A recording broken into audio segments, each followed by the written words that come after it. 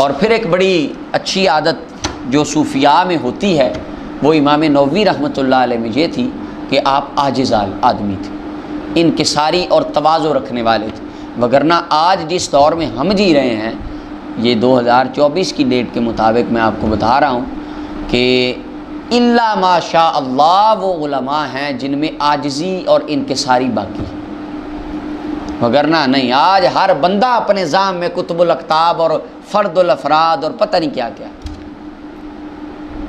تو یہ علم جو ہوتا ہے نا، حضرت مولا علی قاری علیہ الرحمہ، وہ پچھلوں نے پڑھ لیا، مولا علی قاری علیہ الرحمہ فرماتے ہیں جب علم کا بیج دل میں لگتا ہے نا، شیطان ساتھ تکبر کا بیج بھی ڈال دیتا ہے۔ جس طرح علم کا پودا زیادہ ہوتا ہے، ساتھ ساتھ تکبر کا پودا بھی زیادہ ہو جاتا ہے۔ میں مانوں اس کی بات، میں آپ ہی بڑا پڑھے ہاں، میرے کو آپ بہت علم ہے، میں علم کل ہوں، میں ہی سب کچھ جانتا ہوں، ٹھیک ہے۔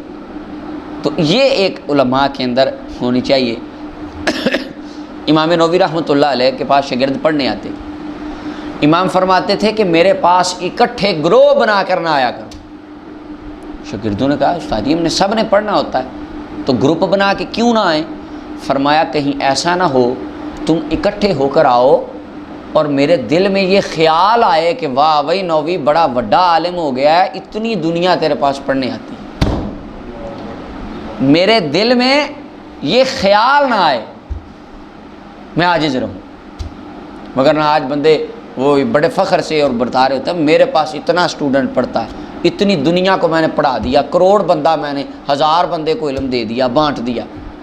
امام نووی جیسا بندہ فرمارے اکٹھے نہ آیا کرو، کیونکہ ہجوم سے نفس خوش ہوتا ہے۔ نفس ہوتا ہے نا بندے کا، کہتا بلے ذرا بندے ذرا منن والے ہون، سلام کریں ذرا جھک کے، ذرا ہاتھ چومیں ہیں، بس۔